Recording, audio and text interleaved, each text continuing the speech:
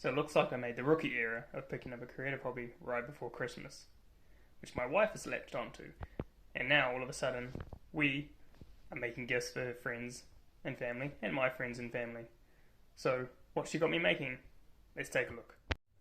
Alright, so first off, we're building something really simple, really small, which is these. So these are little tea light candle holders, as you can see.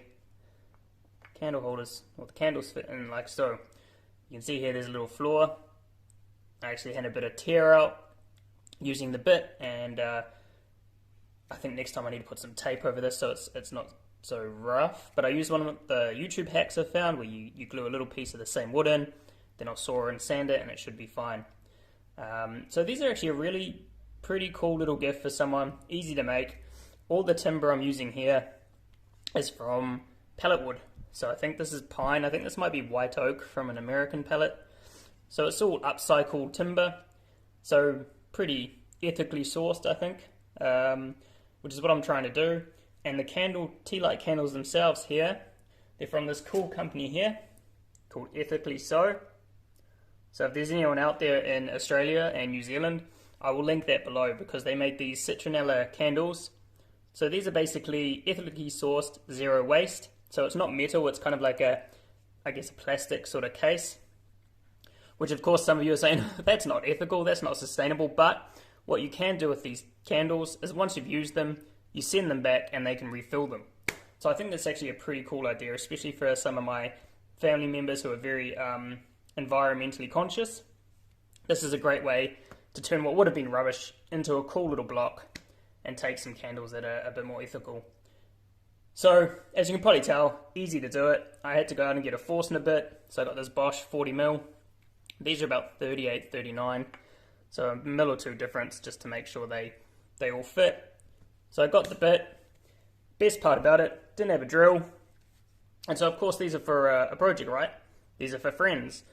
So it was easy for me to justify getting a new tool. My first tool purchase, just put that there, is the DeWalt 18 volt XR cordless drill. 13mm chuck, which is good. This is only 10mm, but I wanted the 13mm just in case I need to use anything bigger in the future.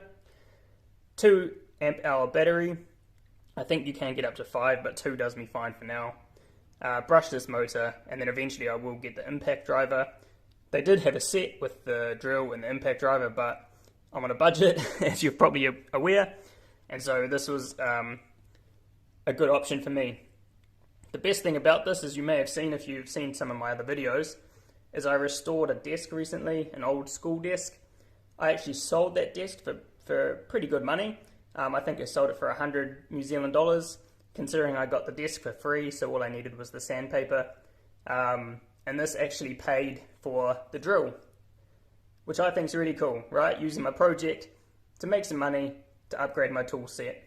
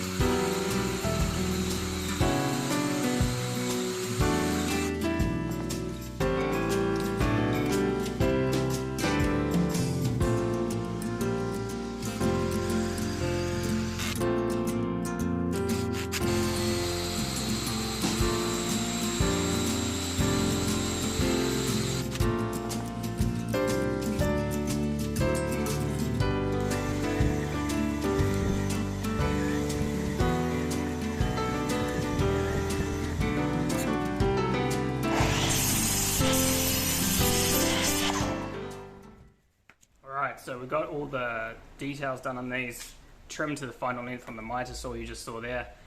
The only thing left to do now is sand them, pretty them up, give them a little bit of a finish to see how they look. I think they're going to be pretty cool for my skill set anyway. You may have noticed there I've got that miter saw I mentioned. One big spanner in the works I'm really noticing is I am left-handed, and I am obnoxiously left-handed. So that means I really hate doing things with my right hand. I don't feel as steady, I don't feel like I have as much control, and it just does not feel right.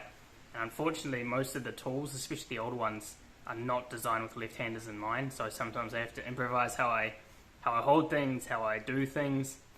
With a saw, that makes me nervous because I just don't feel comfortable. So sometimes it takes me a bit longer than it should to do a cut because I need to work out how to hold things safely. But now we've got these all cut up, I'm going to start the process of sanding, which will take a while, and then we should be good to go to finish them up, put some finish on them, and be done with this little project.